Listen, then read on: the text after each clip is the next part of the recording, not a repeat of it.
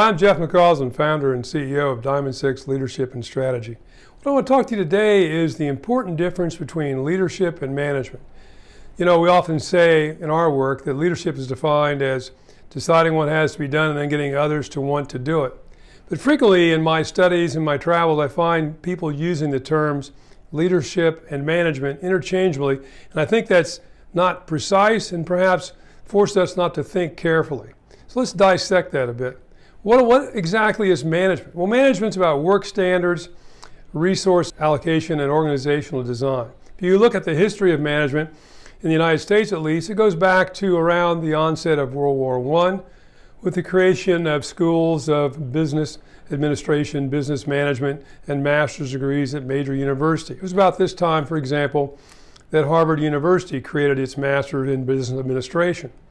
Leadership is about vision, motivation, and trust, developing people and organizations, dealing with change, thinking in time.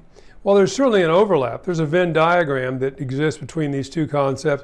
They are, in fact, a little bit distinct. Let me use an example from one of my favorite pastimes, and that, of course, is baseball. And I'm a great baseball fan and watch countless baseball games during the season. My favorite team is the Chicago Cubs, and certainly in my lifetime, one of my happiest days was the fall of 2016. Well, after 100 years, the Cubs managed to win the World Series.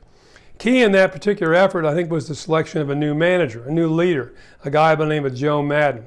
And Maddon was once asked about this in terms of baseball, and I think drew a very clear distinction between his duties as a manager and his duties as a leader in trying to create what has been a very successful organization.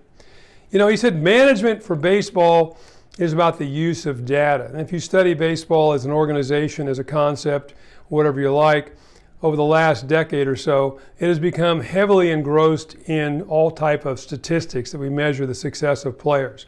How fast they can run, how hard they hit the ball, what the angle of the ball is coming off their bat, how fast they can move in the outfield, how much the ball spins as the pitcher throws a curveball, or certainly how fast he throws it when he throws a fastball, how fast the ball comes off the bat when a player hits it. All that enormous amount of data is examined very carefully in trying to select players to be part and parcel of a particular team. And that's very important and very effective, there's no doubt about it. And Maddon said in the discussion of this that one of the things he has to do now is look at more and more data and also determine which of that data is really the most important in analyzing the overall strengths of players and the consummate strength of the entire team.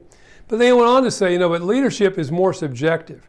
And he said, if management's about data, leadership's about heartbeat. We have to talk to this particular player when we're going to perhaps acquire him for the team or draft him for the team. Is he a good fit for our team? Will he be a real team player? Does he think more about the name on the back of the jersey than he does the name on the front of the jersey? So he said we interview him. We interview his parents perhaps. We interview his girlfriend, maybe his ex-girlfriend or his wife or his ex-wife. We're trying to determine, while he might have the right data, he might be the fastest, hardest hitting guy around, if he hasn't got the heartbeat, then he won't fit well in our organization. And making that determination is really a leadership choice as opposed to a management choice.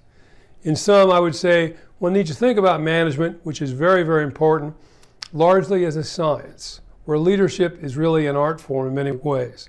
And now as you move up to increasing levels of responsibility in any organization, as a leader you have to consider this fact that you'll probably need to spend more time focusing on the leadership aspects of your job and less time thinking about management, as you now have to accept the fact that a lot of those day-to-day choices, in management terms at least, are going to be delegated for those that you selected as part and parcel of the successful team you're creating.